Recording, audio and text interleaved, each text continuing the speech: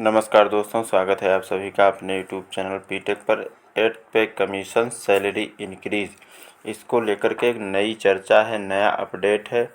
और उस अपडेट में आपको क्या क्या हम बताने वाले हैं इस वीडियो में।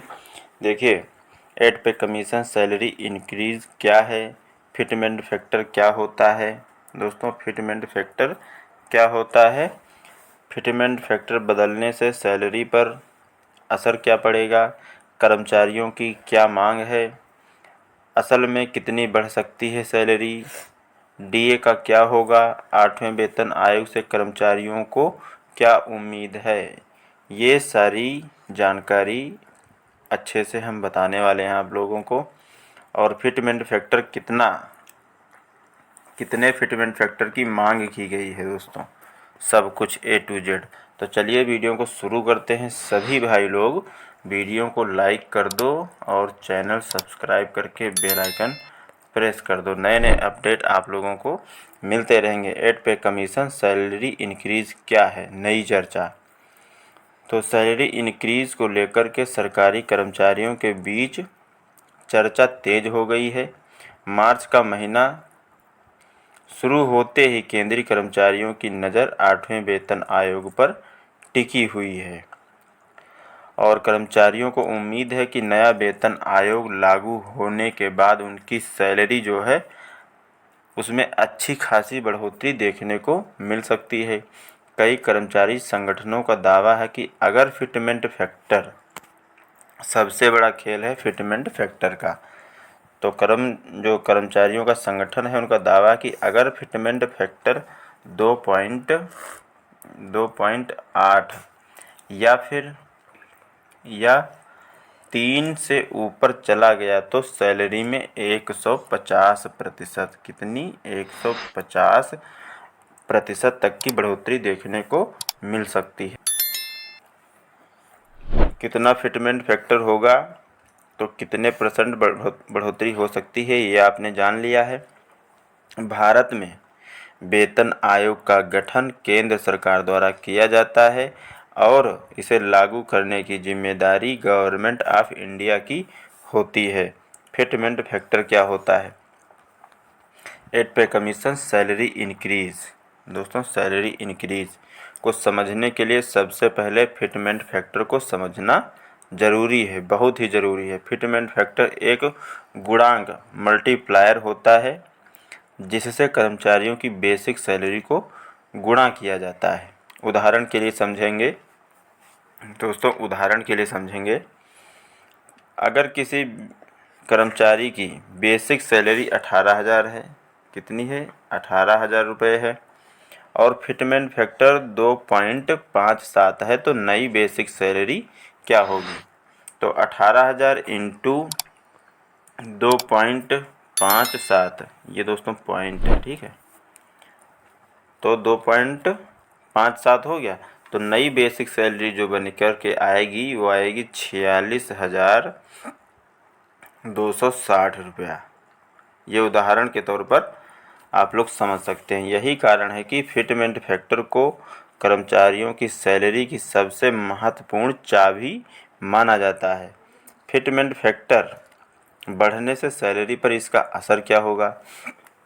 कर्मचारियों का अनुमान है कि अगर 8 पे कमीशन सैलरी इंक्रीज़ के दौरान फिटमेंट फैक्टर 2.5 से बढ़कर 2.8, दोस्तों 2.5 से बढ़कर 2.8 हो जाता है तो सैलरी में बड़ा बदलाव देखने को मिल सकता है, या फिर बड़ा बदलाव है वो हो सकता है। अगर फिटमेंट फैक्टर 3 या उससे ज़्यादा हुआ तो बेसिक पे में कई गुना बढ़ोतरी देखने को आप लोग पाएंगे। हालांकि विशेषज्ञों का कहना है कि सैलरी में 150% का जो सैलरी है आपकी उसमें 150% बढ़ोतरी का दावा पूरी तरह सही नहीं है। कर्मचारियों की क्या मांग है, जितने भी कर्मचारी हैं उनकी क्या मांग है।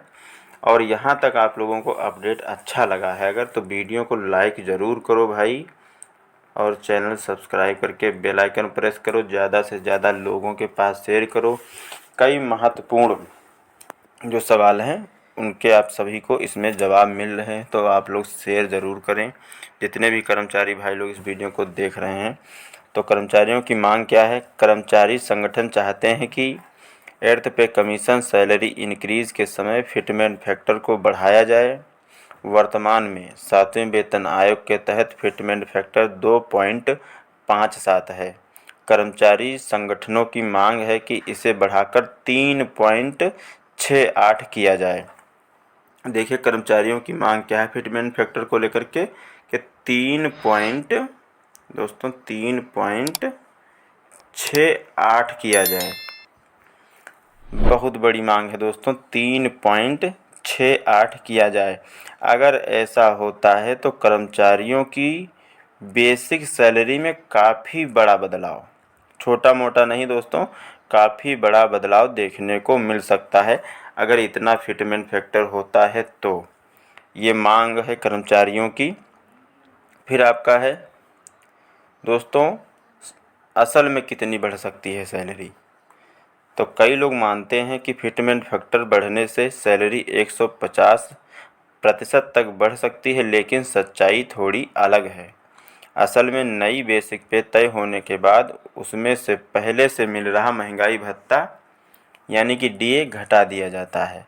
इस वजह से वास्तविक बढ़ोतरी लगभग 20% से 35% के बीच ही होती है। महंगाई भत्ता केंद्र सरकार के कर्मचारियों को महंगाई से राहत देने के लिए दिया जाता है। तो ये आपका कन्फर्म हो गया। डीए का क्या होगा? तो वर्तमान समय में केंद्रीय कर्मचारियों को मिलने वाला महंगाई भत्ता 50% से ज़्यादा हो चुका है। ठीक है। जब नया वेतन आयोग लागू होता है तो आम तौर पर डीए को बेसिक सैलरी में मर्ज कर दिया जाता है। ऐसा ही पहले दोस्तों जब 7वां वेतन आयोग लगा था उस समय भी देखिए दोस्तों, ऐसा ही पहले 7th पे कमीशन लागू होने के समय भी हुआ था। ये मर्ज करने वाला जो है ये उस समय में भी हुआ था। इसी कारण माना जा रहा है कि 8वें वेतन आयोग के दौरान भी यही प्रक्रिया अपनाई जाएगी। एर्थ पे कमीशन सैलरी इंक्रीज से कर्मचारियों को क्या उम्मीदें हैं? देखिए कर्मचारियों की क्या उम्मीदें हैं? तो कर्मचारियों को उम्मीद है कि नए वेतन आयोग के लागू होने के बाद उनकी आय में अच्छा सुधार देखने को मिलेगा। ठीक है, अच्छा सुधार देखने को मिलेगा। अगर सरकार कर्मचारियों की मांगों को मान लेती है तो बेसिक सैलरी में अच्छी बढ़ोतरी भी देखने को मिल सकती है। हालांकि अभी तक गवर्नमेंट ऑफ इंडिया की ओर से इस पर कुछ ऑफिशियल जानकारी नहीं दी गई है और कर्मचारियों की जो मांग है फिटमेंट फैक्टर को लेकर के पहले चर्चा ये थी कि 3.25 की मांग है और अब एक नया अपडेट है। उस अपडेट में ये बताया गया है कि नई मांग में 3.68 फिटमेंट फैक्टर की मांग की गई है। अगर 3.68 फिटमेंट फैक्टर होता है तो जितने भी केंद्रीय कर्मचारी हैं और जिनको पेंशन मिलती है उन सभी लोगों को काफ़ी ज़्यादा बढ़ोतरी देखने को मिल सकती है पेंशन में और सैलरी में। तो इस जानकारी को आप लोग ज़्यादा से ज़्यादा लोगों के पास शेयर ज़रूर करें। वीडियो अच्छा लगा है, सभी अपडेट आप लोगों को अच्छे से समझ में आए हैं तो एक लाइक कर दो। ठीक है दोस्तों, एक लाइक कर दो और चैनल सब्सक्राइब करके बेल आइकन प्रेस कर दो, साथ में वीडियो को हाइप कर दो। मिलेंगे एक नए वीडियो में नई जानकारी के साथ में, तब तक के लिए दोस्तों जय हिंद, जय भारत।